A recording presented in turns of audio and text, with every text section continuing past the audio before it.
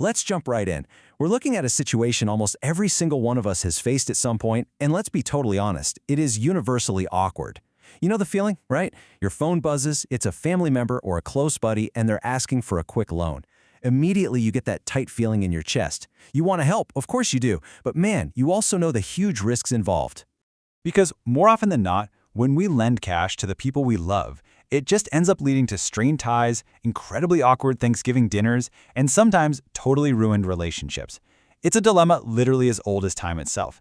How on earth do you balance genuine generosity with protecting your own livelihood and your relationships? Well, that is exactly what we're unpacking today. So to find a real solution here, we're exploring a fascinating sermon preached by Pastor Noel Sandesh over at the Crown of Life Ministries in Bhopal. He gives us this strictly biblical perspective on lending money, but honestly, what you'll find is that it is incredibly grounded. He lays out a surprisingly practical, boundary-driven framework for handling those tough financial requests so you don't lose your mind or your family in the process. We'll be breaking down his teachings into four main pillars today.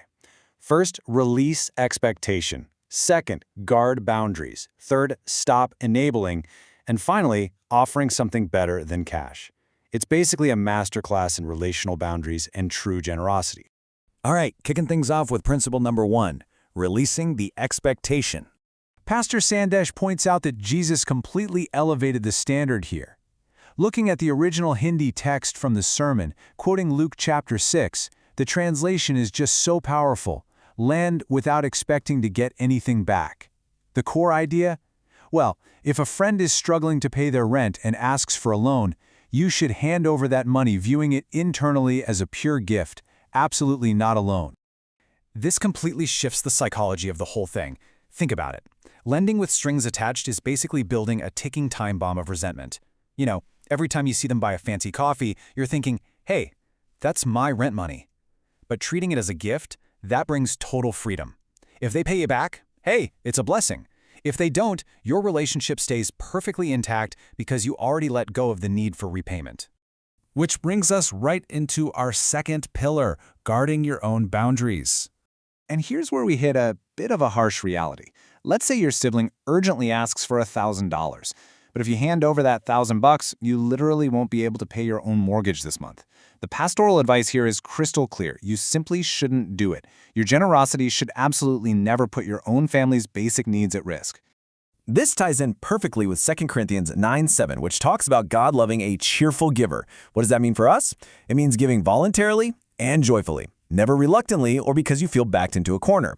So, going back to that sibling scenario, if you look at your budget and realize you can only afford to give $200 without any strings attached, then the biblical approach is to cheerfully give that $200 and just leave the rest in God's hands.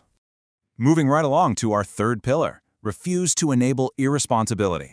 There is a massive, and I mean massive, difference between biblical generosity and just enabling someone's destructive habits.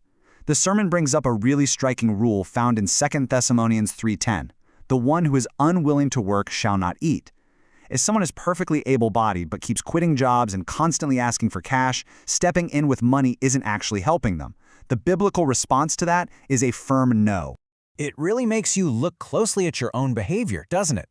True generosity sometimes means taking a step back and letting natural consequences just happen, because facing those consequences is often the exact thing that sparks personal growth.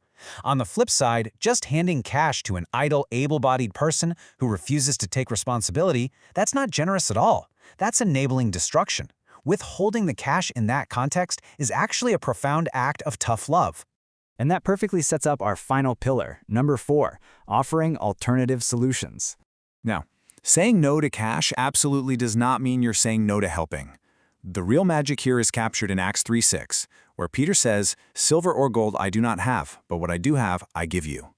It's a huge reminder that we can offer incredible, life-changing help without ever opening our wallets. Your wisdom, your personal time, and just practical, hands-on assistance are almost always way more valuable than just handing someone a blank check. So, what does this actually look like in real life? Well, if a relative comes to you drowning in debt, step 1, do not give them a loan. Instead, offer to sit down with them, roll up your sleeves, and help them build a budget to figure out where their money is actually going. Step 2, what if they tell you they desperately need money for food? Again, don't wire them cash. Offer to drive them to the grocery store and just buy the groceries yourself. You're meeting the immediate need directly without enabling any sort of financial mismanagement. As we wrap up this explainer on Pastor Noel Sandesh's teachings, I really want to leave you with one final, vital question. The next time your phone buzzes with a request for money, ask yourself, are you giving to truly help them grow? Or are you just giving to avoid the temporary awkwardness of saying no? Reevaluating our boundaries might honestly be the most generous thing we ever do.